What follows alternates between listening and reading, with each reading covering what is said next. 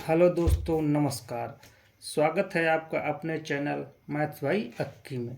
दोस्तों, किसी ने कितनी सुंदर पंक्ति लिखी है कि रात भी अच्छी होगी, मंजर भी अच्छा होगा, आगे बढ़ने की हिम्मत तो कर मेरे दोस्त, सब कुछ अच्छा होगा। तो आओ दोस्तों शुरू करते हैं। आज हम पढ़ेंगे भाग के कुछ और क्वेश्चन। जैसे दोस्तों, मान लीजिए कोई संख्या है, ये है 98। 98 में भाग दे रहे हैं हम 13 का, तो ये कितनी बार जाएगा? 7 बार। 13 सतह 91, 13 अट्ठे 104 हो जाता है, तो यहाँ शेष कितना बच जाएगा? 7 बच जाएगा। दोस्तों ये क्या होता है हमारा? शेष, यानी कि शेष फल। ये क्या होता है दोस्तों? ये होता है हमारा भागफल। और ये क्या होता है दोस्तों? हमारा भाज्य। और ये हमारा भाजक होता है। यानी कि ये क्या होता है? डिवाइजर होता है, ये रिमाइंडर हो गया,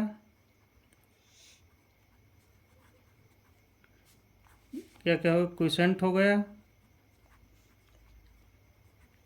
और ये हमारा हो गया डिविडेंड हो गया।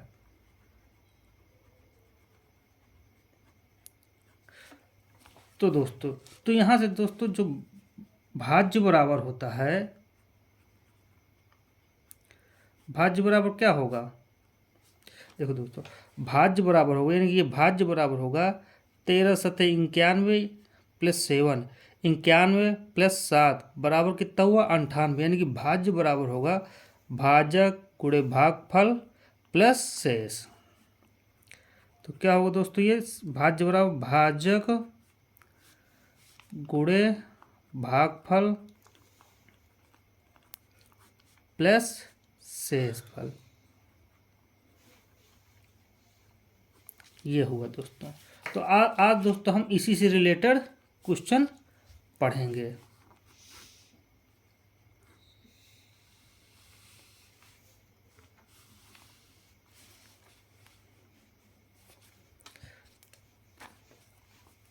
जैसे दोस्तों आप क्वेश्चन अब देखते हैं। जैसे दोस्तों ये क्वेश्चन पिक मेरे टेलीग्राम चैनल में मिल जाएगा, जिसका लिंक आपको डिस्क्रिप्शन में मिल जाएगा। क्वेश्चन क्या कह रहा है दोस्तों? एक भाग के प्रश्न में भाजक भागफल का 4 गुना है तथा शेष फल का 3 गुना है। यदि शेष फल का मान 4 है तो भाज्य क्या होगा? आओ दोस्तों देखते हैं। तो कह रहा है कि एक भाग के प्रश्न में भाजक भाजक बोले तो ये 13 जैसे दिए, तो भाजक क्या? भाजक को हम दोस्तों किससे डिनोट करेंगे?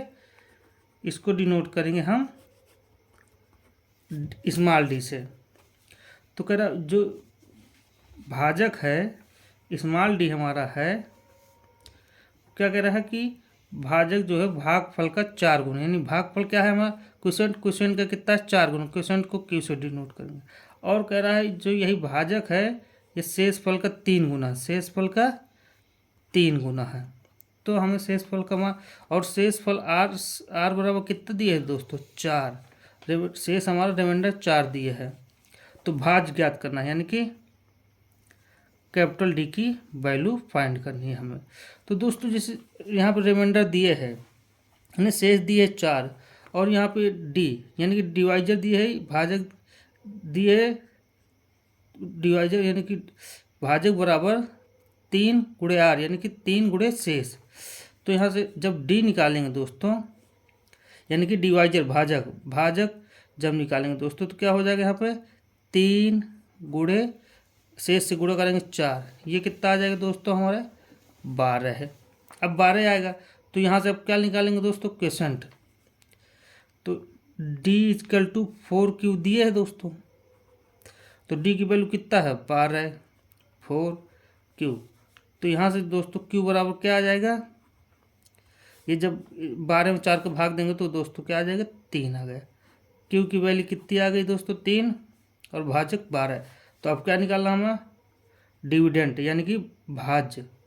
तो डिविडेंड इक्वल टू क्या पढ़ा है अभी हमने, भाज इक्वल टू भाजक गुणे भागफल प्लस शेष।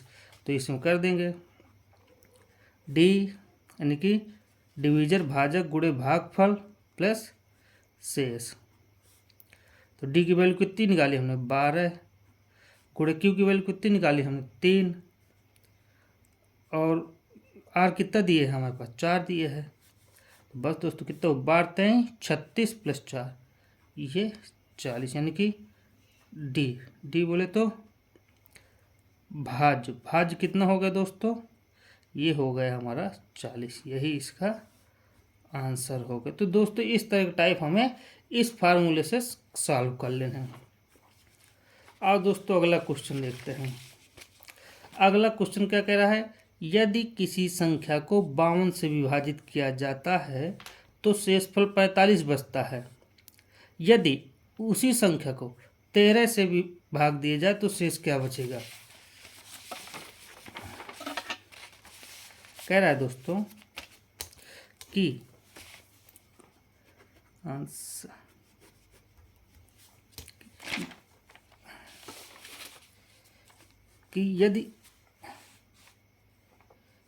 यदि किसी संख्या को 52 से भाग दिया, मान लीजिए संख्या क्या है हमारी, संख्या माना n है, ठीक है दोस्तों n। फिर कह रहे हैं जब संख्या क्या है, संख्या को 52 से विभाजित किया जाता है तो शेषफल 45 बचता है। यानी कि कोई संख्या n है, n को जब किससे 52 से विभाजित किया जाएगा, 52 से विभाजित किया जाता है n को, तो शेष कितना बचता है दोस्तों 45 बचता है। ये यहाँ पे 45 शेष हो गया, ठीक है दोस्तों। तो जब दोस्तों अगर किसी संख्या में अगर भाग देंगे तो वहाँ पे हमारा क्या बचेगा, वहाँ पे हमारा एक क्वोशिएंट भी आएगा। तो क्वोशिएंट मान लीजिए हमने यक्स माना, यहाँ पे यक्स आ रहा है। तो जब दोस्तों ये n की वैल्यू निकालेंगे, n क्या कहलाए हमारा भाज्य की वैल्यू निकालेंगे तो n बराबर हम भाज्य बराबर क्या पढ़े, भाजक 52 गुणे यक्स यानी भागफल प्लस शेष। ये हमारे किसकी वैल्यू हो गई, वो नंबर आ गया। कर अगर इसी नंबर को 13 से भाग दिया जाए तो शेषफल क्या बचेगा, ये नंबर को, यानी कि जब n/13 किया जाएगा तो रिमाइंडर क्या बचेगा। ठीक है दोस्तों, रिमाइंडर फाइंड करना है। तो यहाँ पे क्या करा है, n की वैल्यू कितनी है 52x प्लस 45/13। ठीक है दोस्तों, यानी कि 52x प्लस 45/13। अब तो दोस्तों हमें जैसे पिछली क्लास में हमने पढ़ा कि जब जैसे कोई ये संख्या है तो 52 है जो है, तो ये 13 से पूर्णतः डिवाइड हो जाएगी, 13 चौक 52। तो ये पूरा इसका गुणा कुछ भी हो 52 का 1 2 3 4 वो जो भी आएगा वो 13 से पूर्णतः डिवाइड हो गया, यानी उसमें पूर्णतः भाग चला जाएगा। तो अब हमारा दोस्तों क्या बचा, केवल 45। तो 45 में अगर हम भाग दे दें 13 का तो शेष आ जाएगा। तो 45/13 अगर करेंगे दोस्तों तो कितना जाएगा, 13 26 33 39 39 में जब तो कितना बचा यहाँ पे 6 क्या हो गया दोस्तों, शेष हो गया। यही इसका क्या हो गया दोस्तों, यही दोस्तों इस दूसरे वाले क्वेश्चन का आंसर होगा, शेष क्या बचेगा। इसकी दोस्तों एक ट्रिक देखते हैं। हमने क्या देखा दोस्तों कि जैसे उस संख्या में जैसे नंबर निकाला, नंबर में फिर रिमाइंडर ऐड कर, मतलब नंबर निकाला पूरा किसका, भाजक और क्वोशिएंट का गुणा किया और रिमाइंडर जोड़ा, वो नंबर आया। तो नंबर में जब भाग दिया तो 6 आया। तो दोस्तों हम यहाँ पे क्या देख रहे हैं कि जो पहले जो जिस संख्या से भाग दिया जाता है उसका जो शेष बचता है, अगर उसी के शेष में, यानी कि देखो दोस्तों इसमें क्या बच रहा है 45 शेष बच रहा है ना। अगर 45 में हम अगली दूसरी संख्या जो बाद में जिस संख्या से भाग देना होता है उससे भाग दे दो तो हमें डायरेक्ट शेष प्राप्त हो सकता है। जैसे दोस्तों इसमें शेष क्या बचा था 45, तो हमें ये प्रोसेस ना करके डायरेक्ट दोस्तों ट्रिक क्या होती है इसकी कि शेष में पहले के शेष में दूसरे का भाजक क्या कर देंगे, दूसरे के भाजक से भाग दे देंगे। क्या, 45 भागे 13, तो कितना 33 39, सीधा आंसर 6। ये होती है दोस्तों इसकी ट्रिक हो गई। ठीक है दोस्तों, अब अगला क्वेश्चन करते हैं दोस्तों, तो और ज़्यादा समझ आएगा।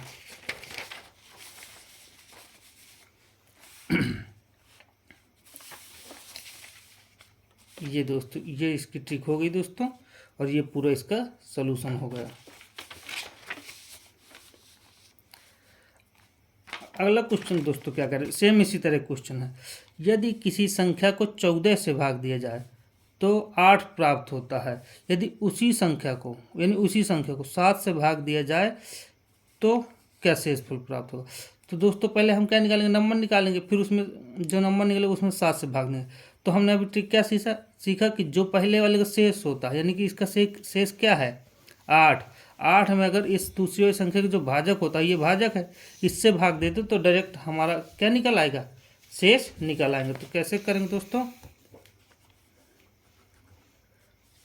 आंसर तीसरा।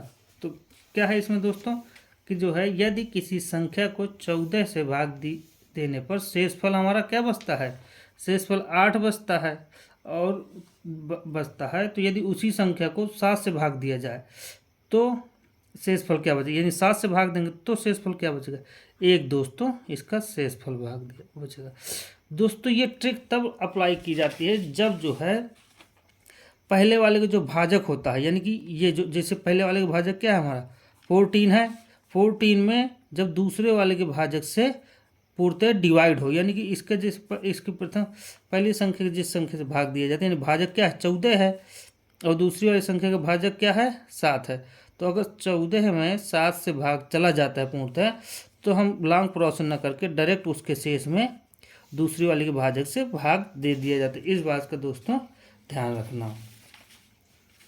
अब दोस्तों अगला क्वेश्चन क्या कह रहा है, सेम इसी तरह की, यदि किसी संख्या को 84 से भाग देने पर शेषफल 37 प्राप्त होता है तो संख्या का 12 से भाग देने पर क्या होगा। अब दोस्तों देखो यहाँ पे 12 84 जो है 12 से पूर्णतः डिवाइड हो जाएगा, 12 सत्ते 84, तो ये डिवाइड होगा। तो अब हम क्या करेंगे दोस्तों, डायरेक्ट इसका जो शेष है पहले वाली का 37, तो इसमें सीधे 12 के भाग दे देंगे, तो 12 दूनी 24, 12 तेई 36, तो क्या बचा शेष 1 बच जाएगी। इसका आंसर कितना होगा दोस्तों, 1 होगा।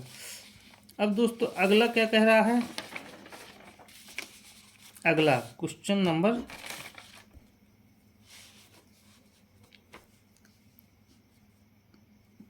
4 तो कर ही लिया हमने, तो आंसर 5 ये कह रहा है कि 2 अलग अलग संख्याओं को 17 से भाग देने पर शेषफल क्रमशः 13 और 11 प्राप्त होता है। यदि संख्याओं का योग को 17 से विभाजित किया जाए तो शेष क्या बचेगा। अब दोस्तों मान लीजिए संख्याएं हैं हमारे पास, संख्याएं हमारे पास क्या हैं, संख्याएं हमारे पास हैं n1 और n2, ये दो हमारी अलग अलग संख्या होंगे। इन क्या करेंगे, इनमें 17 से भाग देंगे, 17 से भाग दिए पहले n1 में, फिर 17 से भाग दिया n2 में। ठीक है दोस्तों, तो कह रहा है कि भाग देने पर शेषफल क्रम से क्या बचता है, ये शेष बचता है यहाँ पे 13 और 11 से। जब भाग दिया तो यहाँ कुछ क्वेश्चन आया होगा, यानी भागफल भी आया होगा, तो इसका भागफल मान ले रहे हैं y x और इसका y।